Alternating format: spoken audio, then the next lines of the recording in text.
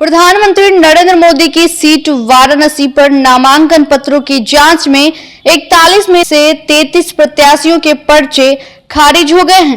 PM Modi के खिलाफ कांग्रेस, भाजपा समेत अब 7 प्रत्याशी मैदान में बचे हैं। 4 दिनों तक नामांकन दाखिल नहीं करने का आरोप लगाकर हंगामा करने वाले स्टैंड अप कॉमेडियन श्याम रंगीला का पर्चा भी खारिज हो गया।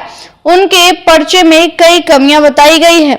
भाजपा और कांग्रेस के डमी प्रत्याशियों का भी पर्चा रद्द हो गया है। भाजपा से पूर्व विधायक सुरेंद्र नारायण और कांग्रेस की तरफ से यूपी प्रदेश अध्यक्ष अजय राय की पत्नी रीना राय ने डमी प्रत्याशी के तौर पर नामांकन दाखिल किया था। वाराणसी में 17 मई तक अभी नाम वापस लेने का समय है। अगर किसी ने नाम वापस नहीं लिया तो मैदान में कुल 8 प्रत्याशी रह जाएंगे। वाराणसी में 41 प्रत्याशियों ने कुल 55 पर्चे भरे थे। एक कैंडिडेट एक से अधिक पर्चे भरते हैं।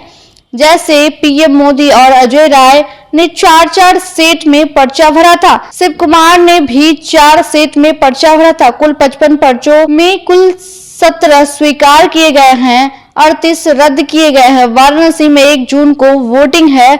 4 जून को पूरे देश के साथ यहाँ भी वोटों की गिनती होगी।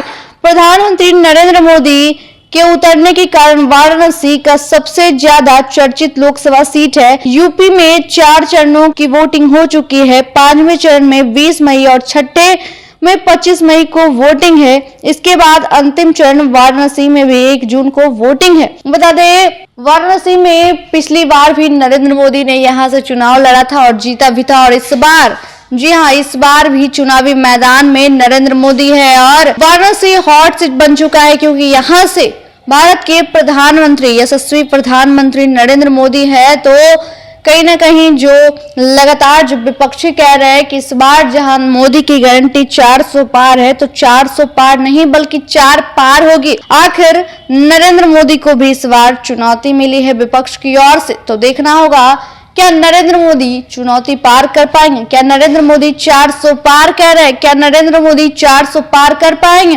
क्योंकि वाराणसी हॉट सीट है और हॉट सीट में वो खुद चुनावी मैदान में है, लगातार सभी जगह दौरे कर रहे हैं और खुद वाराणसी से चुनाव लड़ रहे हैं। तो देखना होगा नरेंद्र मोदी क्या गंगा के पुत्र एक बार फिर से वहां से चुनाव जीतेंगे, क्योंकि कांग्रेस और भाजपा मिलकर इस बार चुनावी मैदान में चुनौती दे रहे हैं। तो एक तरफ नरेंद्र मोदी हैं, तो नरेंद्र मोदी दोनों के बीच जो आमना सामना होने वाला है, क्या नरेंद्र मोदी वहां से जीतेंगे, ये तो 4 जून को पता चलेगा। हालांकि 7वें चरण में वाराणसी में चुनाव है और 1 जून को वोटिंग होगी और वहीं वोटिंग की गिनती 4 जून को पूरे देश में है। तो वहां भी वोटिंग की गिनती। तो देखना होगा नरेंद्र मोदी क्या चुनाव जीतेंगे, ये तो 4 जून को पता चलेगा। हालांकि इतना ही, देखते रहे देशवा न्यूज। धन्यवाद। देशवा न्यूज पर वीडियो देखने के लिए लाइक करें, सब्सक्राइब करें, साथ ही बेल आइकन दबाना न भूलें।